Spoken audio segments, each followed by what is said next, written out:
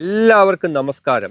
സുഹൃത്തുക്കളെ, മധ്യപ്രദേശിലെ അമർകാണ്ടകിലുള്ള ഭൃഗു കമണ്ടലിലേക്ക് പോകുന്ന വഴിയാണ് ഞാനിപ്പം. ആ കാണുന്ന ബൊലേറോ ജീപ്പിലാണ് ഞാൻ വന്നത്. ഇവിടെ നിന്ന് ഇനി അങ്ങോട്ട് കാട്ടിലൂടെ ഒരു 2 കിലോമീറ്റർ നടക്കണം മഹർഷി ഭൃഗുവിൻ്റെ കമണ്ടലു ഇരിക്കുന്ന സ്ഥലത്തെത്താൻ. ഞാനും വണ്ടിയുടെ ഡ്രൈവറും ഗൈഡും ഒക്കെ ആയിട്ടുള്ള ഗോലുവും കൂടെ അങ്ങോട്ടേക്ക് പതുക്കെ നടന്നുകൊണ്ടിരിക്കുകയാണ് കാട്ടിക്കൂടെ. ഇവിടെ ഒറ്റ മനുഷ്യരില്ല, ചെറിയൊരു നടപ്പാത മാത്രമേ ഉള്ളൂ. അങ്ങോട്ട് പോകുന്ന വഴി കാണിച്ചു തരുന്ന ഒരു സൈൻ ബോർഡ് പോലും കാണുന്നില്ല. ഗോലു എനിക്ക് ഈ ഭൃഗു കമണ്ടലിനെ കുറിച്ചുള്ള കഥ പറഞ്ഞു തരുവാണ്.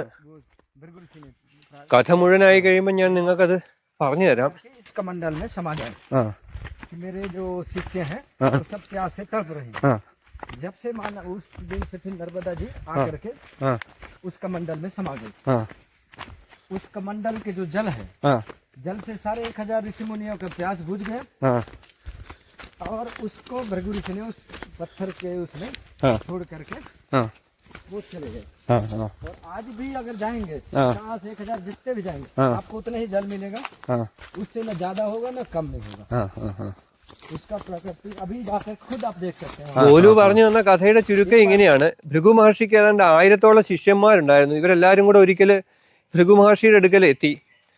അപ്പോൾ ആ സമയത്ത് അവിടെ അതിഭയങ്കരമായിട്ടുള്ള ജലദൗർലഭ്യം ഉണ്ടാവുകയും ഈ ശിഷ്യന്മാർ വെള്ളം കിട്ടാതെ കിടന്ന് വലയുന്നത് കണ്ട് ഭൃഗു മഹർഷി നർമ്മദാ മാതായെ മനസ്സിൽ സ്മരിക്കുകയും തൻ്റെ കമണ്ടലുവിലേക്ക് നർമ്മദാ നദിയെ ആവാഹിക്കുകയും ചെയ്തു.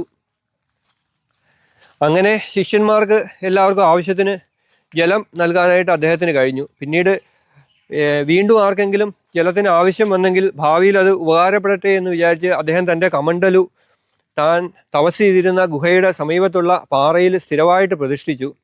ഒരു സമയത്ത് ഒരു കൈക്കുമ്പിൾ ജലം മാത്രം എടുക്കാൻ സാധിക്കുന്ന ആ കമണ്ടലു പിന്നീട് ആ പാറയുടെ ഭാഗമായിട്ട് തന്നെ മാറി. അതാണ് നമ്മളിപ്പോൾ ഈ കാണാൻ പോകുന്നത്. ഇതാണ് ഭൃഗു കമണ്ടല്.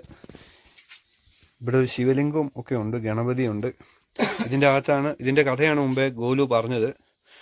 അപ്പം ഇതിൻ്റെ അകത്ത് വെള്ളം ഒരിക്കലും പറ്റുകയെന്ന് പറഞ്ഞാൽ ഇത് ഈ പാറയ്ക്കകത്തുള്ളൊരു തുള പോലെയാണ്. ഇത് ഭൃഗു മഹർഷി ഈ കമണ്ടൽ ഇവിടെ എല്ലാവർക്കുമായിട്ട് ഇവിടെ വെച്ചു എന്നാണ്. ഇനി ആർക്കെങ്കിലും വെള്ളം വേണമെങ്കിൽ അവർക്ക് കുടിക്കാൻ വേണ്ടിയിട്ട്. അപ്പം ഇതിൻ്റെ അകത്തുനിന്ന് കൈയിട്ട് നോക്കാം.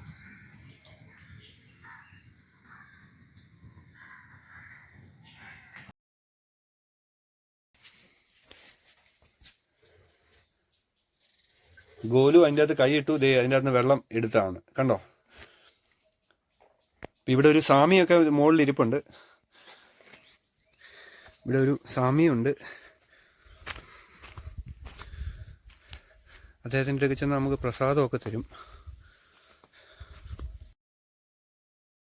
അപ്പം ഭൃഗു മഹർഷിയുടെ തപസ്ഥലവും അദ്ദേഹത്തിൻ്റെ കമണ്ടലവും ഒക്കെ കണ്ടിട്ട് നമ്മൾ ഇവിടുന്ന് മടങ്ങുകയാണ്. ഇനി അമർകാണ്ടകിൽ 1-2 സ്ഥലങ്ങളും കൂടെ കാണാനുണ്ട്. അപ്പം അമർകാണ്ടകിലെ പുതിയ കാഴ്ചകളുമായി അടുത്ത ഭാഗത്തിൽ വീണ്ടും കാണും വരെ എല്ലാവർക്കും നന്ദി. ശുഭ യാത്ര.